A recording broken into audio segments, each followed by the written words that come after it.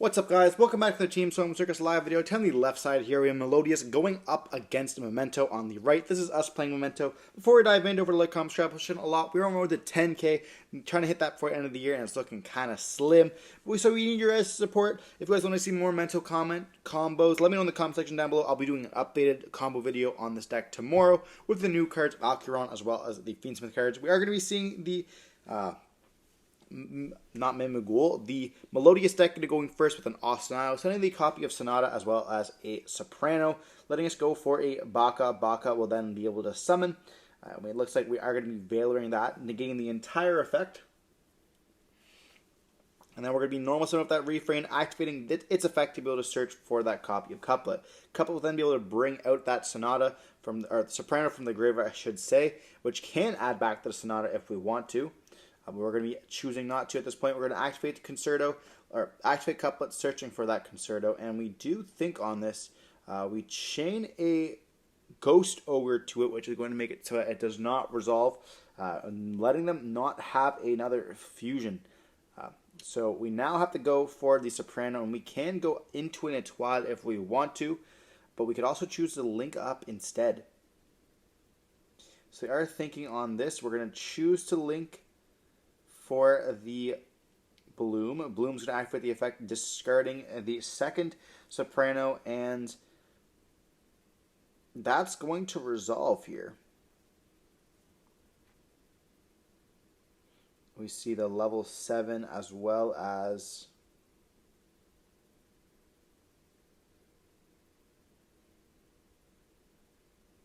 you have to go for the level 7, but when we see the level 7 as well as Arya potentially being summoned. Yeah, makes sense to me. And then we can see the level 7 add back the fusion.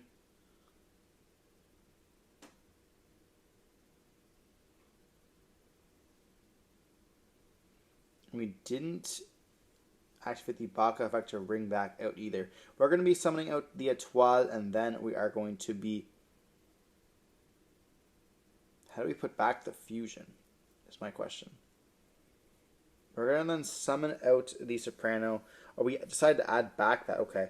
And then we special summon out the Sonata that we added back. We then go up into a Shiberta, which can be a triple DD Crow. And then we're just going to pass turn on that. So we have triple DD Crow, which is very good against Memento, as well as an Etoile and an Arya. So we're going to be normal summoning out the copy of Mace here. That's going to be a starter for us that can allow us to search if we have another Memento in the hand. And they do chain Dominus Purge to this. And we do not have a trap in the graveyard, therefore it should not destroy. But that's going to be fine anyways. They win the game. We decide to scoop it up. I mean, there's not much we can do against that. I have a feeling that we didn't have any other playable cards. We had 2 hand traps, and it didn't look like anything else. If you're just normal summoning Mace, chances are your hand's not going to be that great. But going on into game 2, we are going to have the advantage of going first. And we can now play some of those side deck cards. That definitely does stop the deck.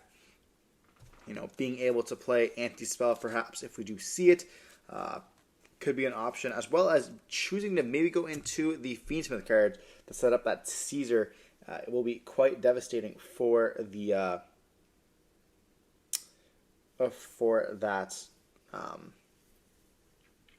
why am I blanking on this card? This deck, on the Melodious deck there. I keep wanting to say Mimigul because I've been practicing Mimigul combos for you guys for next week. Shout out to Todd as well for being able to do a deck profile for us. We appreciate that quite a bit. He's been cooking up this deck for quite some time, been playing it pre-support, and then when the support got announced, he was so hyped, telling us all about the combos, Throne being absolutely insane, but not even talking about like Mimigul, the Giant Mimigul. That card just busted. Unfortunately, we did not see any Melodious support. This deck kind of has died down. It is a very good rogue option still. Still having all the cards. The only real card that got hit was with Prosperity going to 1. Hurt the consistency a little bit with the deck.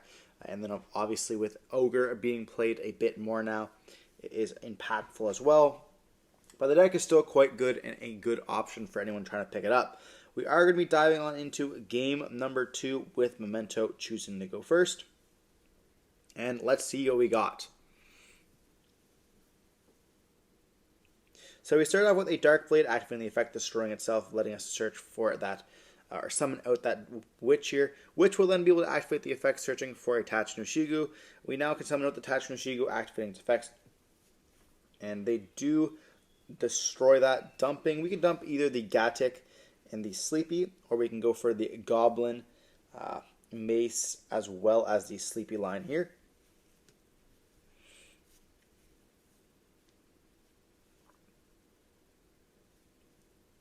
We're now going to be seeing the Witch destroy itself to summon out the Mace or the Goblin in this case.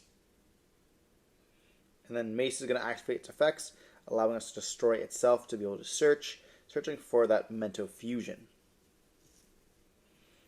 We now have the Memento Fusion activating its effects, being able to putting back the Mace, the Tachinoshigu. We just leave everything, but we want to leave the Goblin in the graveyard.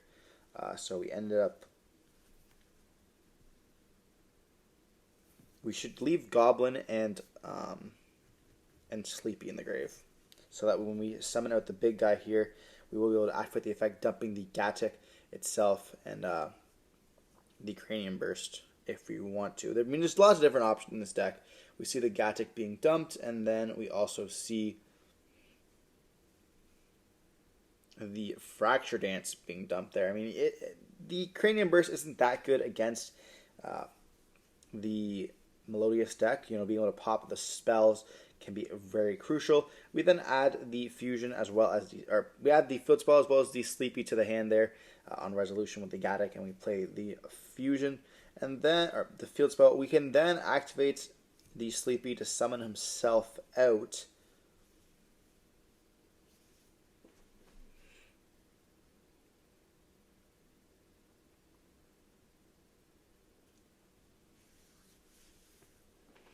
We do see a Bone Party in the hand. We're going to activate the effect of Sleepy, using itself and the Gatic to fuse into that Twin Dragon. Twin Dragon can then activate the effect, destroying itself to allow us to search 2 or search for a combined creation alongside the Acheron, or going for the Horned Dragon here in this case as well. Acheron being able to destroy itself, or destroying it off of the Bone Party, and then being able to add the Memento Fusion that you banished back to the hand to get a search. Is so crazy. It allows you not to search for Memento Fusion anymore, search for any other one, which is kind of crazy because you can actually end on both traps alongside Fusion and Spell if you open up good enough. But we see the Field Spell as well as the Twin Dragon summon out the Gatic as well as the Goblin, and then we link up into the Cross Sheep. We could then activate the Goblin effect to dump 2 more if we wanted to, but we're going to be putting back... It looks like we started to put back. Yeah, we're going to put back all those, but we need to keep... Yeah, that definitely is wrong. Okay, so we don't do that. I mean, it doesn't start a chain, so it's not like it's going to make that much of a difference. We activate Goblin first, dumping the Sleepy as well as the Witch. Now, this is definitely correct. So then you put back Goblin, and you leave the Witch as well as the Sleepy in the graveyard. As well as the Horned Dragon here to summon itself out. And then we can activate the effect of Cross Sheep, bringing out that Sleepy. And then we haven't seen an Acheron being used here. We can go up now into the Fiendsmith cards if we want to, or we can link away for, okay, an SP. Interestingly enough, we set 3, and then during the end phase, we are going to be seeing the Trap Fracture Dance being set, and we haven't even used a Memento Fusion in the graveyard to pop as well, which is kind of interesting there. But we see a pass on this, and we have the Combined Creation, the SP, as well as the Fusion to pop, Bone Party, and the Fracture Dance as well, being able to destroy 2 cards.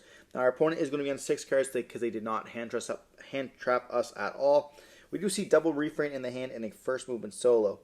We do see an Ultimate Slayer as well. So Ultimate Slayer is quite good against the U-Bell board. I don't know how good it is in Melodious. I feel like a lot of times you want to send something else, and your Melodious cards kind of riddle the deck. they send a Baka, which it is cost to send. And we just chain Bone Party to this, being able to destroy that fusion to kind of just let us destroy for free. And they chain a Purge to this, which is kind of just fine for us. I mean, I don't want the fusion to be bounced back to the extra deck, which is kind of unfortunate, but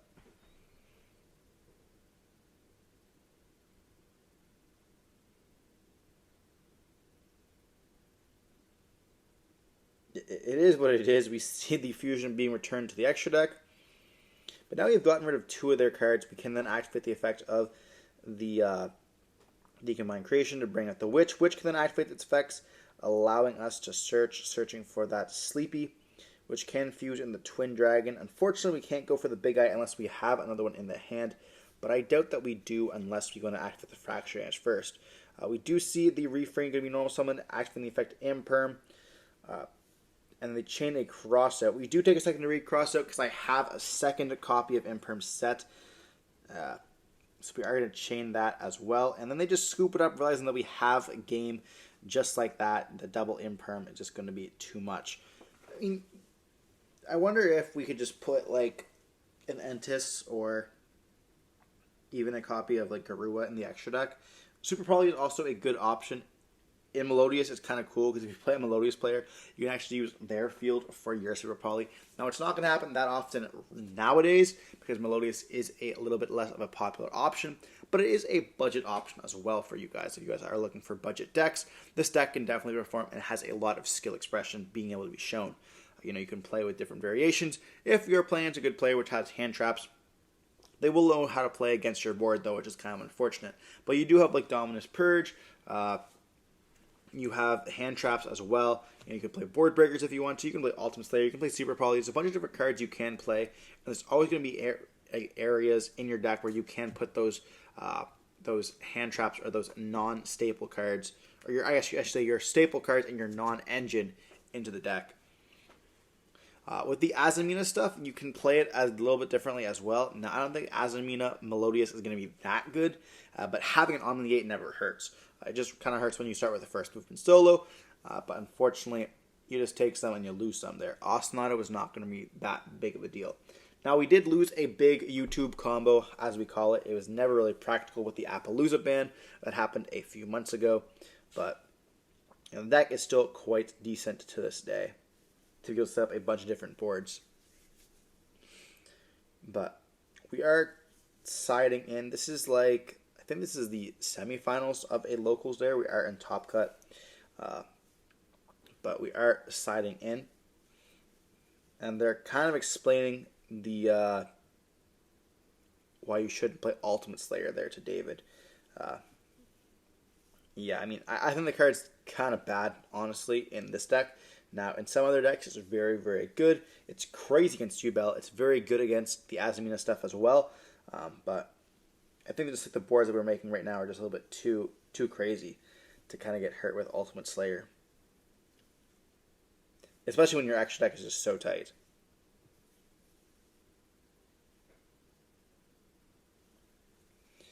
But we're still deciding on our side. I mean, they are going to be going first. But can they do enough to kind of crack the board? I mean, if you could summon out double Shiberta and a Twa, the game is essentially over. You know, Memento is not going to be able to deal with that. Triple DD Crow banish twice, and then every single turn being able to bring it back out. You know, you essentially have a triple DD Crow at any point of time, and they just start like looping their Etoiles, bouncing them back, making it so that no matter how you play it, you're still going to always have a triple DD Crow on any turn, which is going to be pretty devastating.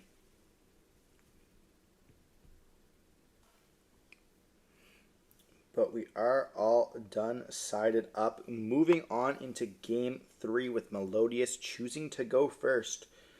What will they open up? We see Nib, Imperm, Ostinato, the Soprano. We're going to see the Ostinato being activated, and that's going to resolve here. A crazy card. We're going to see the Bacha being summoned by sending the soprano alongside the refrain most likely.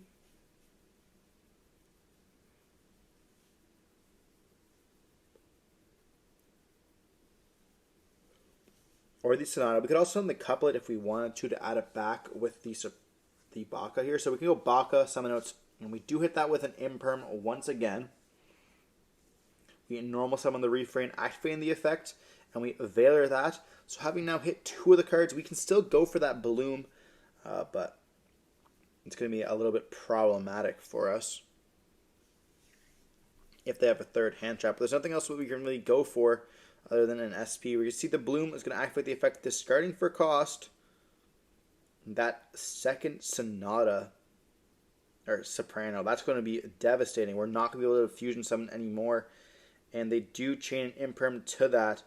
We then get to summon back out the baka. I mean, at this point, we probably should have saved the imperm for the sonata. You know, the bloom would summon out a Ariana or Aria. They're making it so we can't target any of their cards, so there was really no point of not hitting it with imperm. But they can still go for that Shiberta here, which is going to be pretty devastating. They set 1 other additional card and just pass turn on that.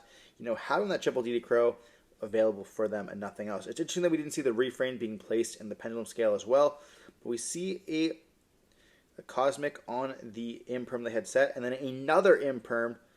We've just used everything, and we have the 1 card Tatsu no Shigo. What the heck kind of hand is this? That is absolutely insane. Wow. He must have drawn the imperm return, or else we just hit the soprano, right? That's just nuts. We're going to be seeing the Gatik as well as the Witch being sent to the graveyard. Then we're going to summon out the Gadix, adding back the Witch, normal summoning the Witch, adding the Sleepy. Sleepy can then summon itself out, activating the effect, letting us fuse into Twin Dragon, leaving the Sleepy on the field so it can be destroyed by the Twin Dragon there, and letting us search for 2. And they had Nib in the hand, and that was the 5th summon, right? Tatsu no Shigu, 1, 2, 3, 4. Yeah, we definitely should have nibbed them on that, but because we didn't, we are going to be now hitting us. It's going to be a mega misplay at this point, but we have 2 cards in the hand as well. We then banish the fusion to be able to search and destroy. I mean, they could nib on this as well, but no, they choose not to again. This is interesting.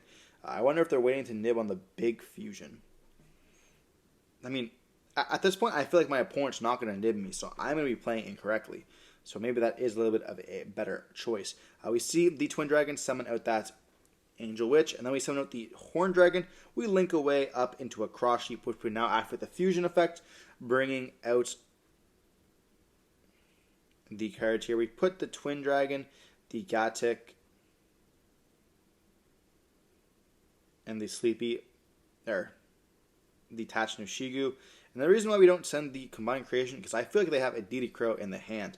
You know, they have kind of played it a little bit weird so far, and like they would have nibbed earlier. So I just thought they had a DD Crow. They were asking like what card targets, stuff like that. So that's kind of why I did it. We do see the Chainlink 1, Chainlink 2, but if we would have Chainlinked to the, or Chainlink 1, the Cross Sheep, Chainlink 2, the Combined Creation, we would have been able to dump and then summon back out that body. Now, I mean, it's not going to make that much of a difference because we can just go Witch Destroy to summon itself out, but I guess we also want to summon out the other one there because we can actually activate the effect of the field spell to summon out the Mace, which can now give us access to both. We do activate the Mace here, destroying to search, and like I don't know what we're waiting to nib for. We're going to be getting an SP in the field at some point. We see search for the Bone Party. Then we activate the effect of Goblin, sending the Dark Blade as well as the Gatic to the graveyard. And they read the Bone Party. I mean, yeah. We can then activate the Bone Party, search for Alkiron if we wanted to.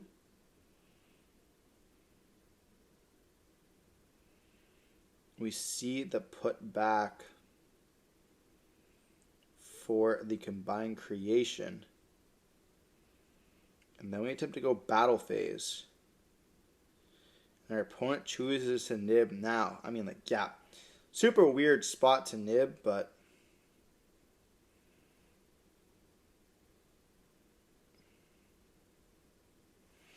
We should just chain the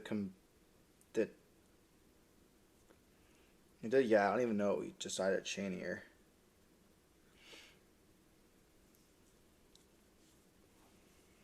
We're going to go Bone Party, destroying the combined creation to allow us to search for the Sleepy.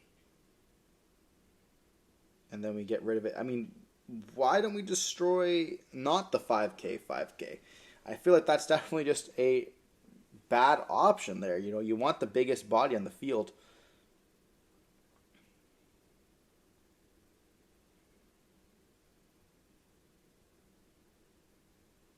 We're going to be seeing the Bone Party being set.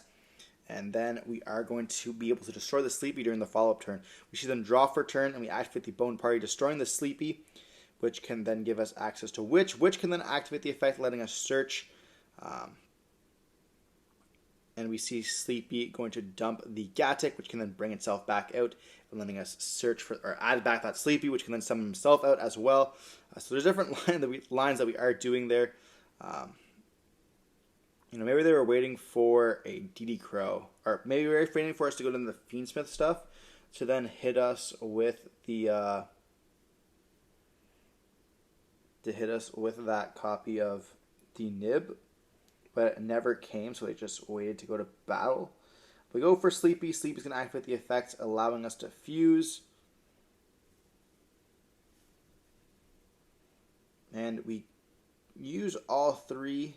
I think we're playing the 3 combined creation this time. Yeah. So we are playing the 3rd copy of it in this build. It's going to be our 15th card. And we decided to go for the effect to pop that Sonata, which can then activate the field spell, be able to bring us back at the Sleepy.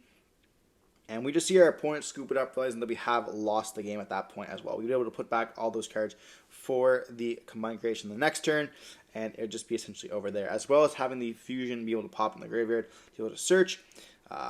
The game was essentially over. I mean, that was a custom hand. You know, having Imperm, Veiler, Ogre, Imperm, Cosmic, and then Tatanu Shigu, which is absolutely busted. That was pretty god-handed there. I have not much to say about that. But guys, hope you've been watching the video. Don't forget to like, comment, have to see more content like this. Let me know in the comment section what else you guys want to be seeing. Don't forget to stay safe. Peace.